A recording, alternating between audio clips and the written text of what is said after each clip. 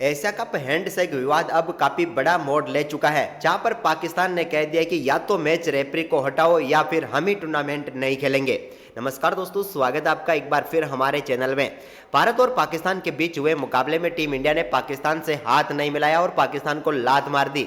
इसके ऊपर अब पाकिस्तान पूरी तरीके से भड़का हुआ नजर आ रहा है।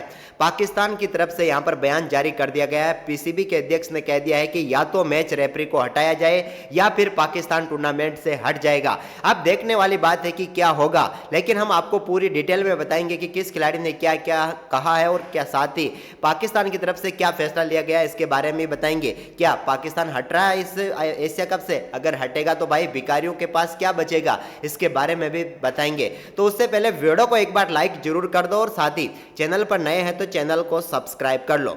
तो सबसे पहले विवाद की जड़ पर हम जाते हैं, जो कि विवाद की जड़ ये थी कि भाई भारतीय टीम के कप्तान सूर्य कुमार यादव ने पहले ही तय कर लिया था कि ना तो टॉस के टाइम हाथ मिलाएंगे, ना ही मुकाबला समाप्त होने के बाद हाथ मिलाएंगे। मुकाबले का रिजल्ट चाहे जो रहा हो चाहे फिर रहे, हम हाथ नहीं मिलाएंगे, ना ही किसी पाकिस्तानी खिलाड़ी से हम बात करेंगे। और इस पर खरा उतरते उन्होंने यही किया। जैसे ही टीम इंडिया ने मुकाबला जीता वो बाहर चले गए, हाथ नहीं मिलाया। लेकिन इससे पाकिस्तान की टीम को थोड़ी शर्म महसूस हुई और अब उनकी शर्म ऐसी लगी कि वो कह रहे कि या तो मैच रेफरी को हटाया जाए या फिर हमें ही टूर्नामेंट से बाहर कर दिया जाए या फिर हम ही टूर्नामेंट से हट जाएंगे। इसके ऊपर पाकिस्तान के दिग्गज खिलाड़ियों ने भी कहा है।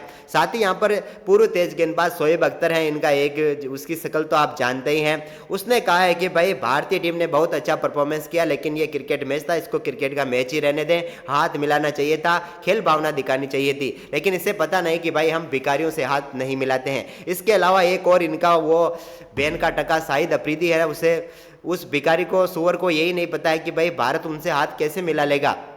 वो भी कह रहा है कि भाई खेल को खेल ही रहने दे, राजनीति ना घुसेड़े। इसमें राजनीति नहीं घुसेड़ी है, सीधी सी बात है कि हमने साफ तौर पर दिखा दिया तुम्हारी औकात क्या है। तुम्हारी औकात यही है कि भाई हम तुमसे हाथ तक नहीं मिलाएंगे। लेकिन उन्होंने कहा कि भाई मैच रेफरी ने हाथ मिलाने से रोका है, तो ये सीधी सी बात है भाई। पहले ही कह दिया था टीम इंडिया ने कि भाई पाकिस्तानी भिखारियों से हम हाथ नहीं मिलाएंगे। हम मुकाबला खेल रहे हैं, इसका मतलब ये नहीं कि हम उनसे हाथ मिलाएंगे। हम तो बात तक नहीं करेंगे, या तो बात तक तो छोड़ो, हम तो भिखारियों की तरफ देखेंगे भी नहीं।